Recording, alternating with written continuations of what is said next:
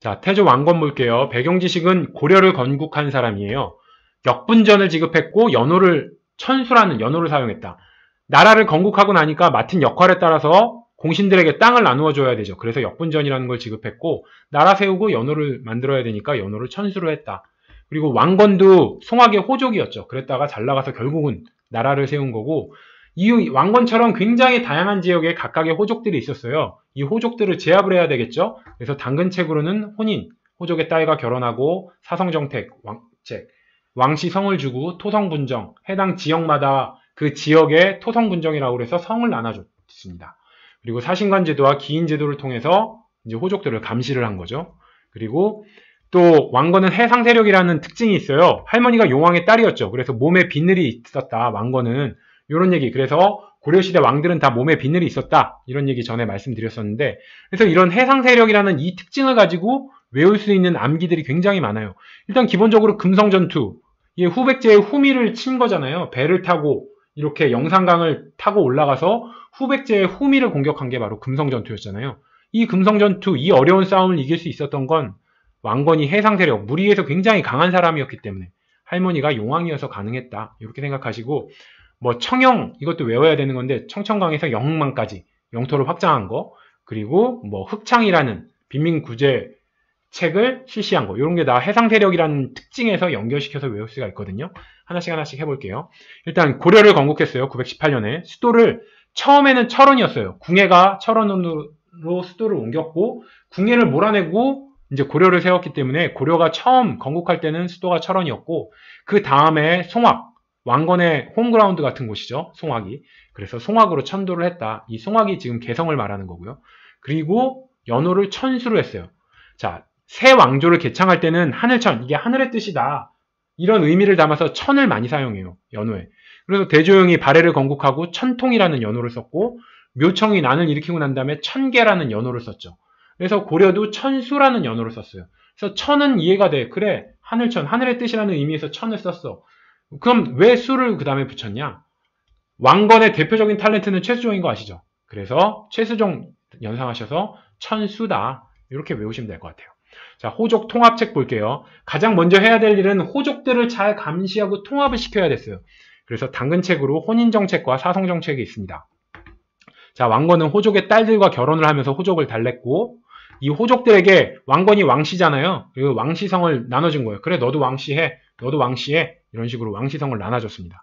그래서 참고로 왕건의 와이프는 29명이었는데 대부분이 호족의 딸이에요. 그리고 자식들은 100명 가까이 됐다고 하더라고요.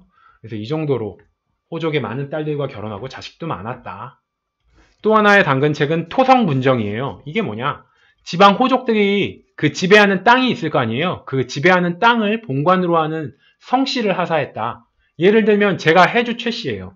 그럼 해주 지역에 최씨라는 호족이 있었을 거예요. 그러니까 그 해주 지역에 그 호족이 있었는데 그 사람에게 그래, 네가 그럼 해주 지역에 최씨를 해라. 그러면서 이제 해주라는 본관을 주고 거기에 성씨, 최씨라는 성을 하사를 한 거예요.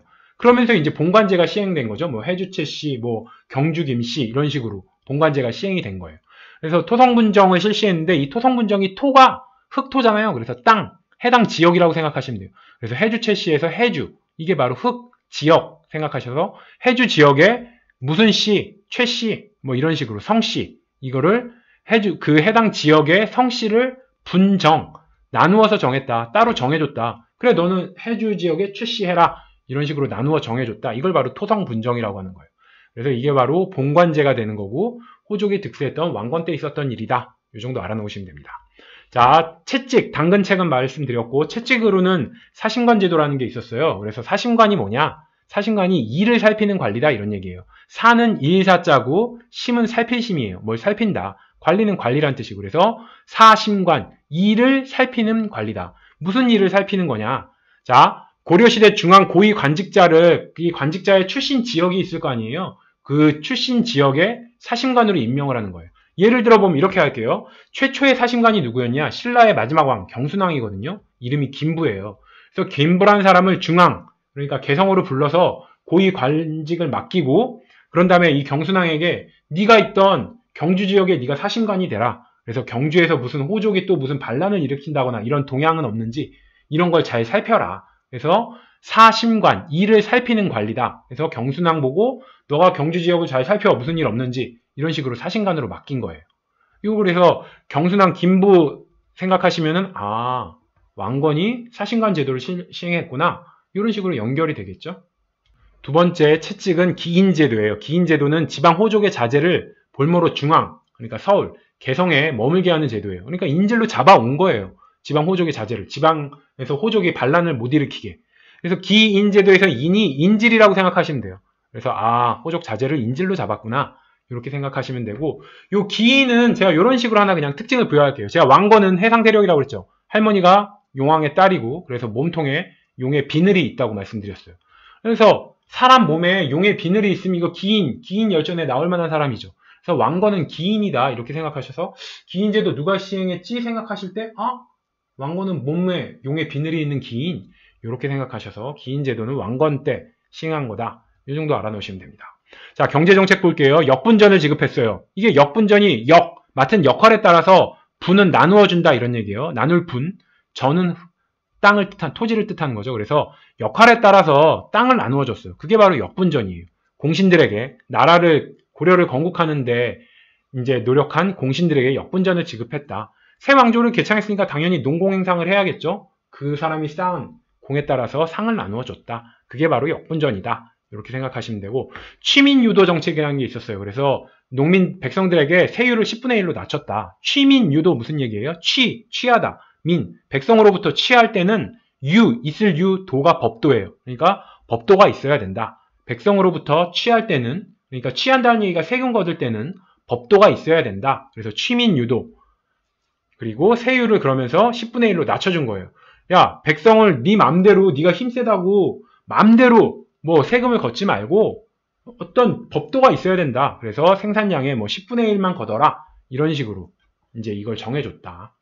그리고 빈민구제책으로 흑창이라는 걸 설치해요. 자, 흑창. 광종 때는 제2보라는 빈민구제기구가 있었고, 성종 때는 의창, 현종 때는 주창수련법 이런 게 있어요. 다양한 왕들의 다양한 빈민구제책이 있죠. 그래서 흑창은 왕건 때다. 이거를 연결하기 위해서 이렇게 생각을 할게요. 왕건은 해상세력이라고 말씀드렸어요. 할머니가 용왕의 딸. 그러니까 물 위에서 주로 생활을 했다. 이렇게 생각할게요. 물 위에서 왕건이 생활을 하다가 어느 날 이제 육지에 내린 거예요. 흙에 내려갖고 보니까 먹을 거 없는 가난한 사람들이 흙을 파먹고 있는 거야. 이 흙을 먹고 있으니까 너무 깜짝 놀란 거죠. 그래서 그 흙 먹는 모습에 충격을 받아갖고 흑창이라고, 흙 먹는 육지, 흙에 내려서 흙 먹는 사람을 보고 너무 깜짝 놀라서 흑창을 만들었다. 이렇게 생각을 하시면 돼요. 그래서 해상세력 왕건은 육지에 내려서 흙 먹는 사람을 보고 흑창이라는 걸 만들었구나. 이 흙을 요 흙이라고 생각하면 해상세력 왕건이 시행한 거지. 이런 식으로 연결을 해놓으시면 나중에 성종이 흑창? 이런 식으로 헷갈리진 않으실 거예요. 자, 그리고 북진 정책을 시행했어요. 사진 한번 보시면 원래 고려 영토가 이 정도였어요. 그랬다가 청천강에서 영흥만까지 이렇게 위로 더 북진 위로 올린 거죠. 왕건이 세운 고려는 고구려의 뒤를 잇는 나라다. 이렇게 표방을 했어요. 우리는 고구려의 후손이야. 그럼 당연히 고구려가 만주까지 지배한 나라인데 북쪽으로 가야겠죠. 그래서 북진 정책을 폈습니다. 그래서 북진 정책을 펴기 위해서는 개성보다는 더 북쪽, 평양이 더 북쪽이죠. 그러니까 더 북쪽인 서경을 중시했어요. 그래서 평양을 서경, 이제 제2의 서울이라고 생각하시면 돼요. 제2의 수도, 평양을 제2의 수도로 삼고 북진 정책의 전진 기지로 개발을 했다. 그래서 여기 보시면 여기에 개성이 있는 거고 더 북쪽 여기에 평양이 있는 거고 그 위로 치고 올라가서 여기서 여기까지 영토를 확장했다. 우리가 외워야 하는 건 왕건 때 청천강에서 영흥만까지 이르는 국경선을 확보한 거예요. 청천강에서 영흥만 이걸 외워야겠죠. 앞머리 글자를 따면 청영이 돼요. 그래서 이거를 해상세력 왕건과 한번 연결을 시켜볼게요. 청영을. 왕건은 청천강에서 영흥만까지 영토를 넓혔어요. 그래서 해상세력인 왕건이 만들어낸 새로운 수영법이 있어요. 자유형 뭐 이런 것처럼 새로운 수영법이 있는데 이게 바로 청영이에요. 푸른 바다에서 수영하는 법이에요. 그러니까 푸른 바다에서 군사들이 무기를 들고 수영하는 법이다. 이렇게 생각을 할게요. 그래서 군인들이 수영을 하는데 무기를 들고 수영을 해. 그러니까 물에서 싸우면 절대 안 지겠죠. 이런 청영이라는 푸른 바다에서 수영하는 법을 만들어서 왕건이 이렇게 바다에서 무기 들고 수영하는 법을 만들어낸 거예요. 청영이라고. 그래서 해전에서 무적이었던 거죠. 그래서 이 청영 덕에 영토를 청천강에서 영흥만까지 넓힐 수 있었다. 왜? 청영이라는 거는 무기를 들고 바다에서 수영하는 거니까 무기 들고 있으니까 바다에서 싸움할 때 훨씬 유리하겠죠. 그래서 청천강에서 영흥만까지 영토를 넓혔다. 청영 생각하세요. 자, 거란에는 강경책을 폈어요. 발해를 멸망시킨 거란에게 강경책을 폈다. 당연하겠죠. 발해도 고구려의 후손이었잖아요. 고구려 후손들이 만든 나라였어요. 근데 고려도 고구려의 후손임을 자처한 거예요. 그러니까 같은 나라라고 생각한 거죠. 왕건은. 근데 발해를 멸망시켰어. 이 고구려의 후손이 세운 나라를 멸망시키더니 거란 가만두면 안 되겠죠. 그래서 거란에게 강경책을 폈는데 그 대표적인 사건이 만부교 사건이에요. 만부교라는 다리가 있었는데 거란이 낙타를 보냈거든요. 왕건한테. 그런데 이 만부교 다리에다가 낙타를 메어놓고 굶어 죽게 만들었어요. 그러니까 거란 너희들과는 우리는 같이 할 수 없다. 이러면서 만부교 사건 하면 아 거란에 강경책을 폈구나. 왜? 왕건은 북쪽으로 치고 나가야 되는데 그 북쪽에 거란이 있었어요. 그러니까 거란은 무찔러야 될 대상이었던 거죠.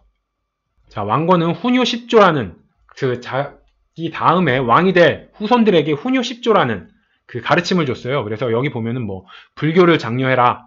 도선의 풍수 사상에 따라 사처를 세워라. 근데 요게 뭐 봉사 10조, 시무 28조 여러 개가 있기 때문에 훈요 10조만에서만 볼 수 있는 특징들을 보면 도선의 풍수 사상에 따라서 사찰을 세울 것. 요거는 이 왕건의 훈요 10조에만 있는 거예요. 그리고 뭐 거란을 배격해라. 북진 정책을 폈으니까 서경을 중시해라. 그리고 연동회와 팔관의 개최를 건장해라. 그리고 차연 이남 사랑을 등용하지 마라. 이렇게 형광펜칠한 요것들은 훈요 10조에 있는 내용들이니까 특히 좀 눈여겨보시면 될 것 같아요.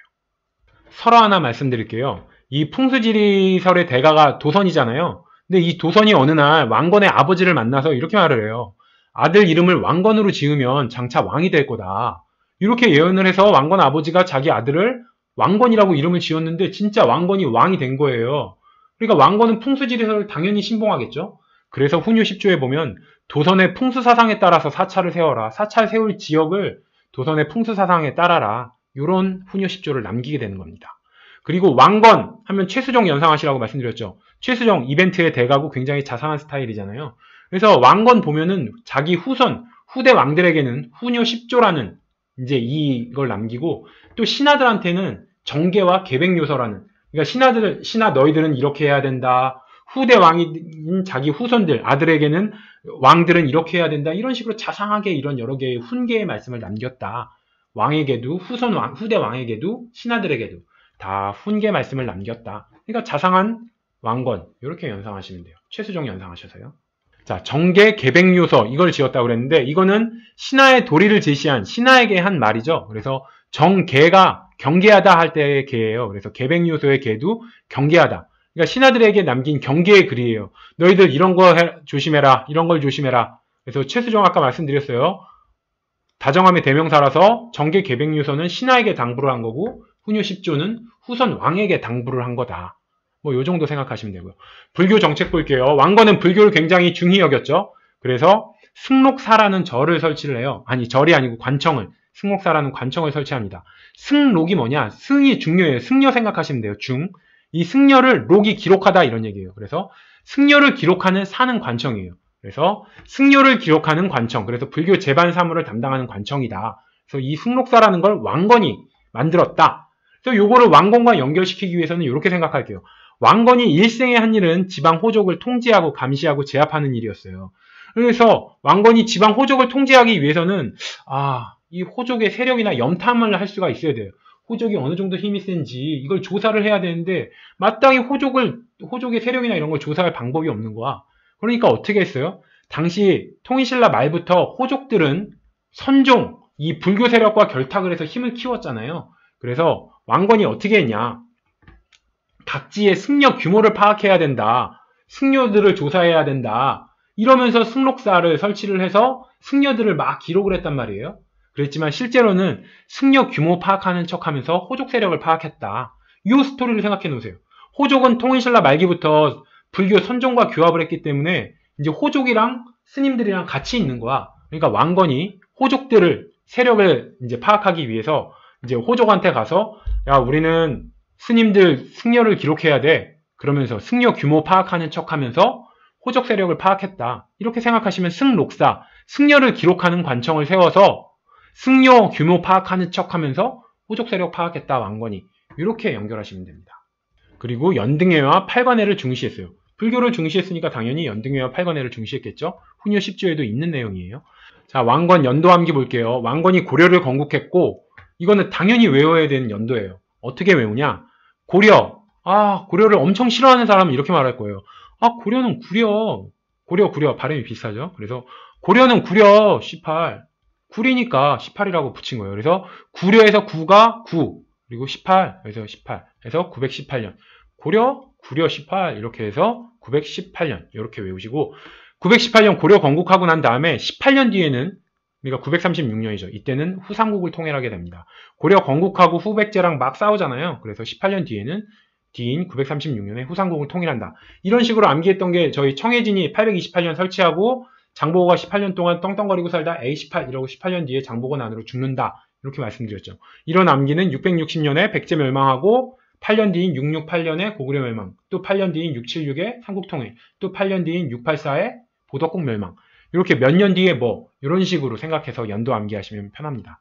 그리고 왕건이 언제까지 왕을 했냐? 943년이에요. 이거는 고려 건국하고 25년 뒤거든요.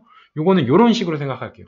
왕건이 고려 건국하고 너무 자부심이 뿜뿜인 거야. 이게 새로운 세대를 연 거예요. 새로운 나라를 만든 거예요. 자부심 뿜뿜이겠죠. 그래서 여기저기 돌아다니면서 이렇게 말한 거예요. 내가 왕건이요.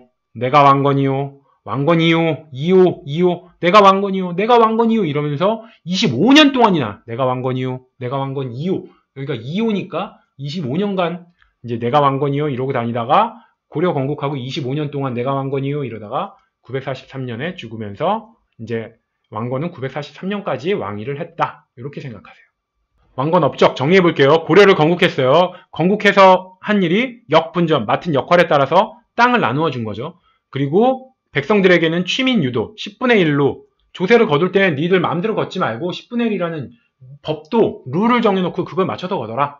이런 얘기고 연호는 천수로 했어요.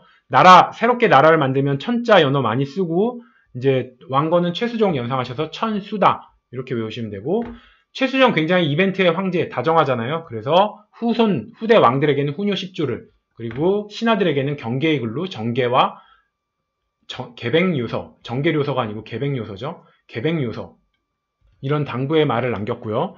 호족을 위해서 당근과 채찍이 있었어요. 당근으로는 혼인정책, 호족의 딸들과 결혼해서 자식 100명 가까이 낳았다고 했고요. 그리고 사성정책, 왕시성을 호족들한테도 나눠준 거예요. 그리고 토성분정은 토가 해당 지역의 성씨를 나누어서 정하게 해줬다. 해주 최씨 그러면 해주가 지역이고 최씨는 성이잖아요. 그래서 각 호족이 지배하고 있는 지역마다 넌 해주 최씨, 너는 파평윤씨 이런 식으로 토지 해당 지역의 성을 따로 정해줬다. 그래서 이걸 바로 본관제 시행이다. 이렇게 말하면 된다고 그랬고요.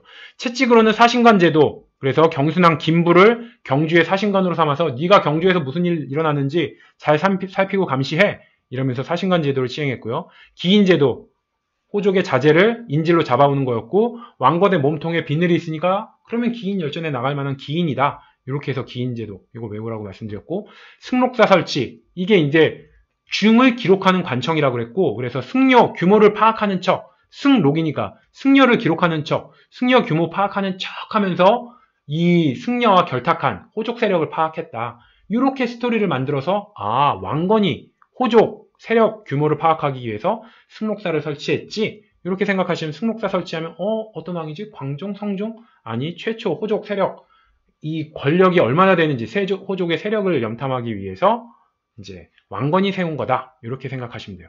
그리고 왕건은 해상 세력이었어요. 할머니가 용왕의 딸이었죠. 그래서 금성 전투에서 이 후백제의 후방 영산강을 타고 올라가서 나주 지역을 점령을 하면서 후백제의 뒤통수를 제대로 후드러 깐 거죠.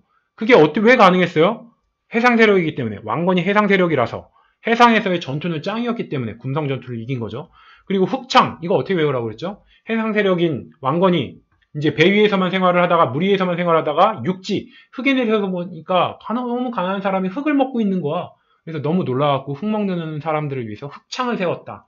이게 빈민구제책이다. 이렇게 생각하시고 북진정책 고구려의 후손임을 이제 표방했기 때문에 북쪽으로 만주로 나가야 됐어요. 그래서 영토 확장을 했는데 청천강에서 영흥만까지 확장한 거야. 앞머리 글자 따면 청영이에요. 그래서 왕건이 청영 이거 외우려면 어떻게 외운다고 그랬죠? 왕건이 새로운 수영법으로 자유형이 아닌 청영 무기를 들고 수영할 수 있는 방법을 개발해낸 수영법이 바로 청영이다. 이런 식으로 청영을 만들어서 해상에서 싸움하니까 다 이긴 거죠. 이렇게 영토를 넓혀서 청천강에서 영흥만까지 영토를 넓혔다. 이렇게 생각하시면 됩니다. 그리고 북진 정책으로 서경을 중시해서 평양을 서경으로 삼았다고 그랬죠. 서경은 제2의 서울이다. 이렇게 생각하시면 되고, 만부교 사건, 북쪽에 거란이 있으니까 북쪽으로 나가려면 거란을 쳐야 되죠. 그래서 거란과는 적대적이었어요. 게다가 거란이 고구려 후손인 발해를 멸망시켰으니까 이제 고려는 거란을 굉장히 적대시했어요. 그래서 거란이 낙타 50마리를 보냈는데 만부교 다리 밑에다 메어놓고 굶어 죽게 만들었다. 요게 있고, 불교를 진흥했죠. 그래서 연등회와 팔간회를 중시했고, 승려 관련된 제반 업무를 관리하는 승록사, 이게 이제 승려, 중을 기록하는 관청을 설치했다. 이렇게 생각하세요.